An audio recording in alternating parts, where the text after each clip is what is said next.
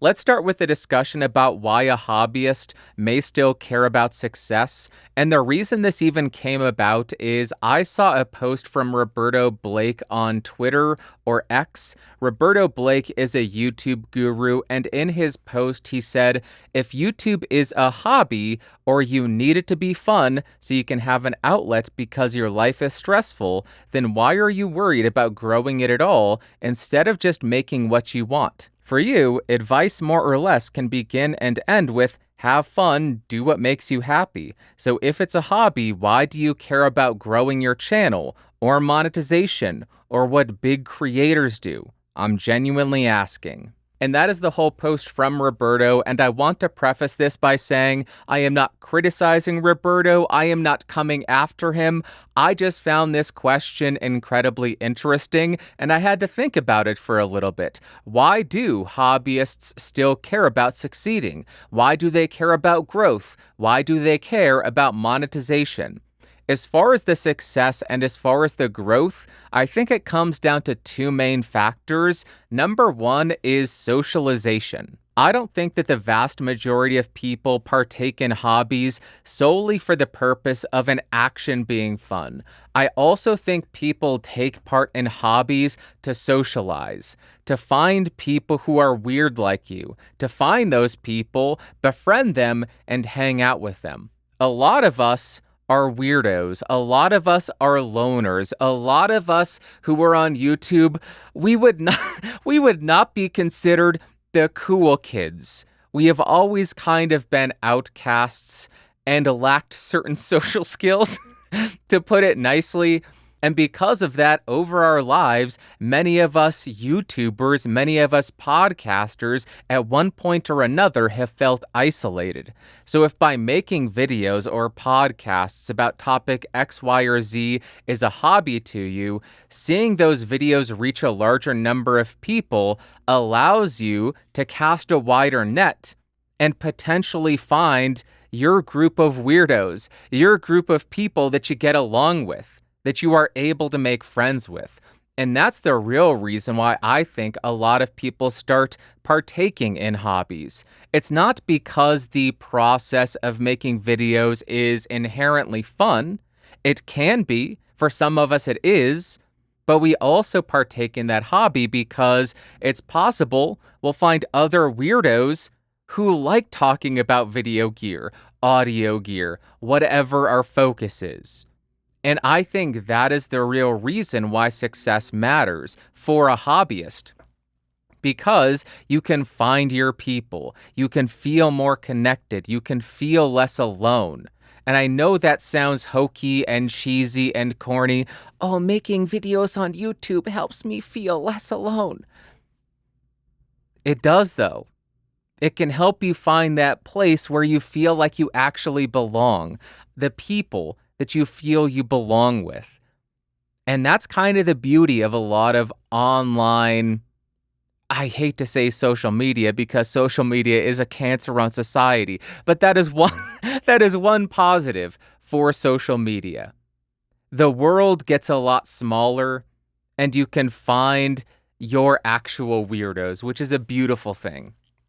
The second reason why I think a hobbyist still cares about success is because of improvement. With hobbies, people don't start a hobby and then just stay terrible for the entirety of taking part in that. If somebody picks up golf as a hobby, they don't go out day one, miss every single slam dunk, and hit a foul ball. They don't do that and say, okay, I'm going to do that every time I go out on the golf pitch. They say, I am going to try to hit a three-pointer next time I come out here. I am going to work on my swing because I want to improve. If you pick up guitar as a hobby or any musical instrument as a hobby, you don't pick it up and then play Wonderwall and say, okay, I'm done. That's as far as I'll ever get. This hobby is done and I am happy to be at that level forevermore. You pick up the guitar and you try to improve every single time you play it. You try to learn harder and harder songs. Or if you're like me, you play guitar until you hit a plateau, and then you then you just stay there and get discouraged. But you still find joy in it because you are trying to get better. You just you don't. But there's still fun in that. And with making videos on YouTube or podcasting, you can get better at the process of making a video, being more natural on camera or on microphone, be more concise in your delivery. There are a lot of aspects that you can improve upon. But what is the actual measure of improvement? How do you know you are actually getting better? With sports, with guitar, there are measurable aspects to that. But with online content creation, the measure is viewership or listenership. So without seeing those numbers increase, it's hard to measure if you are actually improving. Now, if you don't care about that, more power to you, because I have channels that I don't care about growth on at all. My personal channel, I will make whatever video I want, whenever I want to make it, whenever I have free time, which over the last year has been never. So there's nothing on there. With my Bandrew Plays channel, I just record music whenever I want to because it's fun. I don't care about growth. I don't care about monetization. But with this podcast, I love seeing numbers go up. I'm not going to stress if numbers go down, but I do try to make the podcast episodes as good as I can possibly make them, because that will increase the reach, it will increase the viewership, and then hopefully, in turn, it will increase engagement, meaning I am getting to interact with my group of weirdos. The weirdos like me who love audio gear, who love the minutia of content creation, who love looking at some nerd dive into an Excel spreadsheet. That's the kind of weirdo that I want to be friends with. Oh, this week Bandrew's going into Excel. How cool is this? I'm going to type up a paragraph about that. So that is my answer to why hobbyists still care about success. Should it be the motivating factor for starting? I don't think so. But to each their own. If your hobby is just being famous and successful, more power to you. That's weird. But you should still find joy in the process of doing, even without the success. I know many people who are musicians. I know many people who play I don't know if I should call them music. They play a musical instrument. They're musicians.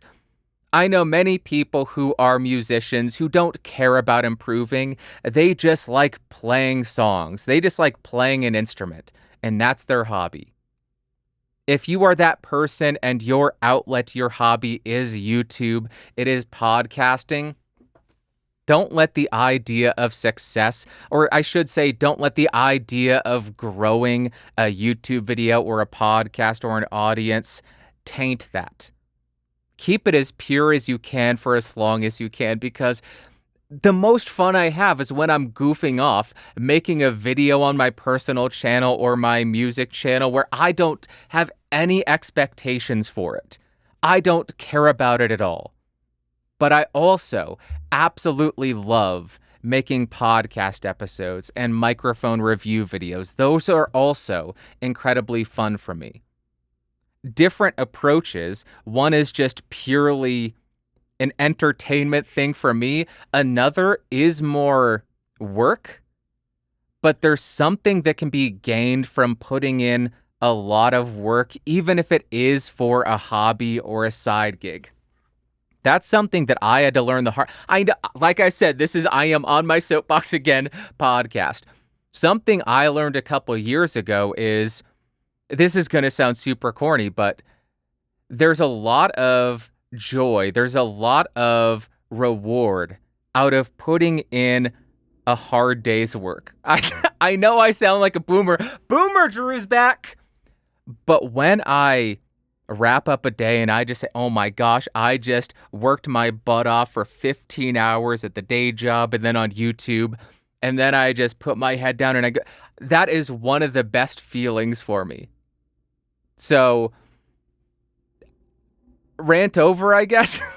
I think that concludes it. Do whatever you want, but I wanted to share my thoughts on why a hobbyist may still care about succeeding, why they may still care about growing.